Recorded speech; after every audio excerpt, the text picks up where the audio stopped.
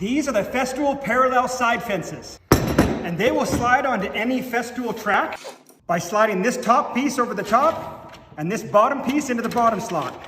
And then you lock them down with this lever on the bottom and this knob on the top. And after you've got the first one on, you can lay it down on top of a sheet you'll be cutting and butt it up against the edge of the wood. And then you can slide the second one on until it's up against the edge of the wood, and then tighten it down. And these are used for when you're breaking down sheet goods and you have a whole bunch of pieces to cut at the same measurement. Instead of taking out your tape measure and making 2 marks, placing your track on and then clamping it down, you can instead clamp these 2 fences onto whichever length track you need and use the measurement stoppers, set your measurement once, and make as many cuts as you need. So if I wanted to make a bunch of cuts at 6 inches, for example, I would loosen this off, pull the stopper over until that little V was on the 6-inch line, and then lock that in place. And do that on both sides. And then I can pull it tight until those 2 stoppers hit the wood. And then I can grab the track saw and make the cut.